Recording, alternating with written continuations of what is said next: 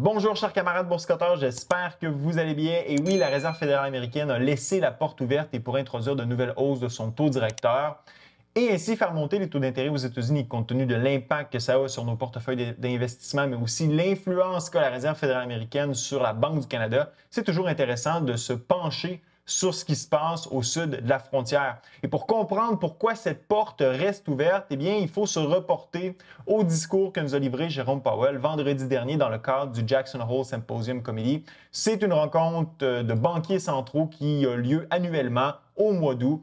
Et Jérôme Powell, dans son discours, a été clair à l'effet que oui, de nouvelles hausses de taux directeurs pourraient être introduites au courant des prochaines rencontres du FOMC. Alors, avant de se pencher sur ce qui nous a été communiqué par Jérôme Powell cette année, eh bien, il faut se rappeler ce que Powell nous avait dit l'an passé dans son discours qui a été livré à la fin du mois d'août, pardon. Donc, si je vous ramène à ce discours de 2022, plusieurs points importants avaient été couverts par Jérôme Powell. Donc, dès le début, il avait été direct à l'égard que ses remarques allaient être courtes, que son objectif allait être précis et que son message allait être direct. Clairement, son message était simple, ramener l'inflation à 2 % Et il nous avait fourni un avertissement. Powell nous avait dit que la réduction de l'inflation nécessitera probablement une période prolongée de croissance inférieure à la tendance. En outre, il est très probable qu'il y aura un certain assouplissement des conditions du marché du travail. Si la hausse des taux d'intérêt, le ralentissement de la croissance et le ralentissement des conditions du marché du travail réduiront l'inflation, ils entraîneront également des difficultés pour les ménages et les entreprises. Essentiellement, l'avertissement de Powell, c'est-à-dire qu'il y a des moments difficiles qui s'en viennent pour les ménages américains, qu'ils risquent d'avoir de la souffrance compte tenu du travail que la Fed est en train de faire à l'égard de son combat contre l'inflation. Or, force est d'admettre, et là, en terminant son discours, Powell nous avait aussi dit que le travail n'allait pas se terminer tant qu'il allait être accompli. We will keep at it until we are confident the job is done. Et force est d'admettre que d'un an plus tard, cet avertissement de Powell s'est avéré complètement inutile dans la mesure où l'économie américaine continue de bien performer et nous n'avons pas eu cette récession qui était quasiment annoncée dans le discours de l'année passée de Powell. D'ailleurs, à la suite de la rencontre de l'an dernier, j'avais rédigé un article dans Les Affaires où je disais la Banque centrale qui avait tout faux. Je faisais référence au précédent discours qui avait été livré par Jérôme Powell, donc dès 2020, où la Réserve fédérale américaine nous parlait de désinflation, 2021 où la Réserve fédérale américaine nous parlait d'une inflation qui était transitoire, et pour 2022, je terminais mon article en disant l'an prochain seulement pourrons-nous regarder dans le rétroviseur et jauger le niveau d'inexactitude présent dans les propos du président de la Fed. En fait, force est d'admettre encore une fois qu'un an plus tard, eh bien, cette apocalypse économique ne s'est toujours pas présentée. Et un des premiers qui est surpris, eh bien, c'est moi, bien évidemment. Alors, l'an passé, lorsque Powell a fait son discours, l'inflation était autour de 8 %. Le taux de la Fed était à 2,5 %. Alors aujourd'hui, le taux de la Fed est à 5,5 % et l'inflation autour de 3 %. Donc, beaucoup de choses ont changé depuis. Et Powell a bien évidemment réajusté son discours. Alors, qu'est-ce que Powell nous a dit et pourquoi la porte est grande ouverte à l'introduction de nouvelles hausses de taux directeurs? Eh bien, c'est ce qu'on va voir. D'abord, Powell a fait référence à son message de l'an dernier d'entrée de jeu. Il nous a dit « Cette année, mes remarques seront un peu plus longues, mais le message est le même. Il incombe à la Fed de ramener l'inflation à notre objectif de 2 % et nous le ferons. » Donc, clairement, Powell a mis la table dès les premières lignes. Retour à l'inflation, à la cible d'inflation de 2 %, c'est l'objectif. Ça reste l'objectif. L'inflation reste toujours trop élevée et Powell a mis carte sur table. Nous sommes prêts à augmenter encore les taux si nécessaire et avons l'intention de maintenir notre politique à un niveau restrictif jusqu'à nous soyons convaincus que l'inflation baisse durablement vers notre objectif. Donc, tant et aussi longtemps que l'inflation n'est pas retournée à 2 %, soit on va relever les taux directeurs pour accélérer ce retour à 2 % ou soit maintenir notre taux directeur élevé pendant longtemps pour s'assurer que ce retour à 2 % se fasse. Bon, Powell a discuter de l'état actuel de l'inflation aux États-Unis, donc l'inflation fondamentale qui reste élevée, l'inflation dans les biens où il y a eu beaucoup plus de progrès que dans les services. Du côté de l'immobilier, donc on a un ralentissement notoire qui est en train de se transmettre dans les données officielles qui sont mesurées par le BLS. Donc il y a beaucoup de travail qui a été fait, mais règle générale, Powell nous dit il reste encore du travail à faire. Et voici ce que Powell nous dit. Pour ramener durablement l'inflation à 2 % il faudra probablement une période de croissance économique inférieure à la tendance ainsi qu'un certain assouplissement des conditions du marché du travail. Autrement dit, on ne parle plus de souffrance du côté des ménages américains, mais clairement, il va y avoir d'une croissance qui va être anémique et ça risque de se répercuter du côté du marché du travail. On attend toujours à ce que ça se concrétise du côté des données économiques.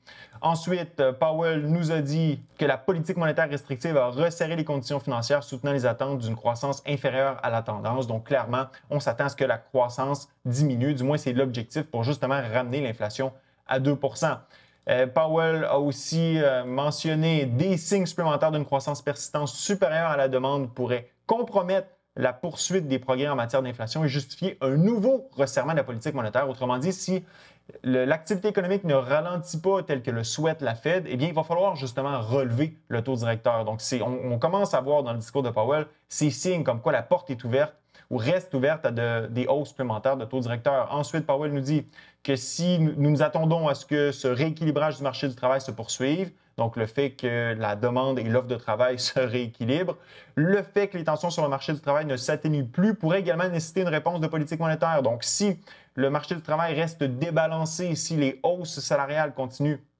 d'être très élevées aux États-Unis, du moins plus élevées que la cible d'inflation de 2 eh bien, ça risque d'imposer, encore une fois, une mesure de resserrement de politique monétaire. C'est ce que Powell nous dit ici. Il a fait aussi référence à tous ces économistes aux États-Unis qui font mention que la Fed devrait revoir sa cible d'inflation, la faire passer de 2 à 3 Powell était clair, 2 est et reste notre cible d'inflation. Donc, ça fait référence aussi aux vidéos que j'ai fait mercredi dernier. Powell nous a dit qu'il ne peut identifier pour l'instant avec certitude le taux d'intérêt neutre. Il existe donc toujours une incertitude quant au niveau précis de rigueur de la politique monétaire. Est-ce que le taux neutre est plus bas? Est-ce qu'on doit aller un peu plus loin? Donc, ça reste incertain du côté de la Fed. Il reste du travail à faire de ce côté-là. On nous a parlé aussi du délai de transmission de la politique monétaire dans l'économie, malgré le fait que la politique monétaire a été élevée de 300 points de base par rapport à la même période de l'an passé, donc de 2,5 à 5,5. Il reste possiblement un travail de transmission à faire dans l'économie. Donc, c'est ce que Powell nous a dit. On nous a dit ici, le large éventail d'estimation de ces délais de transmission suggère qu'il pourrait y avoir un ralentissement supplémentaire important à venir. Donc, possiblement, du travail qui a été fait précédemment risque de se transmettre un peu plus tard, dans quelques mois, du côté de l'économie. Powell, et là, en terminant son discours, nous a sorti une espèce de citation poétique. « We are navigating by the stars under cloudy skies ». Autrement dit, nous naviguons en suivant les étoiles sous un ciel nuageux. En d'autres mots, ce que ça veut dire, c'est qu'on n'a aucune idée où est-ce qu'on s'en va. Donc, on ne les voit pas, les étoiles. Donc, on ne sait pas trop quand on va s'arrêter. Mais la Fed veut évidemment continuer d'agir avec précaution. Nous procédons avec prudence avant de décider s'il faut resserrer davantage la politique monétaire ou, au contraire, maintenir le taux directeur constant et attendre des données supplémentaires. La raison est que la Fed ne veut pas aller trop loin et ainsi plonger l'économie dans une récession qui ne serait pas nécessaire ou ne pas en faire assez et ainsi permettre à l'inflation de rester élevée pendant plus longtemps. Donc, clairement, on est entre l'écorce et l'arbre, encore une fois, du côté de la Fed. Mais Powell a été clair et en terminant, il a répété la phrase de l'année dernière. We will keep at it until the job is done. Donc, on va continuer jusqu'à temps que le travail de ramener l'inflation à 2 soit réalisé et ce n'est pas le cas actuellement. Donc, pourquoi la porte reste ouverte à des hausses de taux directeurs supplémentaires? Eh bien, on l'a abordé dans le discours, mais concrètement, si vous allez voir les données, eh bien, c'est clair, là, regardez. Et puis, les médias ont bien saisi ça dans le discours de Powell parce que regardez les titres des médias. Pourquoi les banquiers centraux sont incertains à savoir s'ils ont élevé les taux directeurs assez?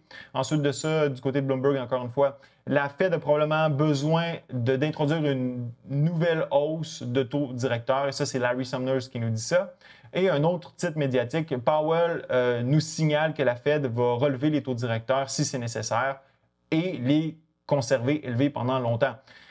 Et la raison pour laquelle, justement, c'est possible qu'une nouvelle hausse soit introduite, bien, on l'a vu là, dans le discours de Powell. Regardez, présentement, la Fed d'Atlanta prévoit que la croissance économique annualisée aux États-Unis au troisième trimestre sera de 6 Donc, clairement, le travail qui a été fait n'est pas nécessaire n'a pas été suffisant pour ralentir l'économie américaine. Si vous regardez du côté du marché du travail, on est toujours à 3,5 Donc, on n'a pas de hausse du côté du chômage, ce qui fait que le marché de l'emploi reste très, très, très tendu et ça permet aux travailleurs de demander des hausses salariales qui sont bien au-delà de la cible de 2 de la Fed, ce qui nourrit aussi l'inflation.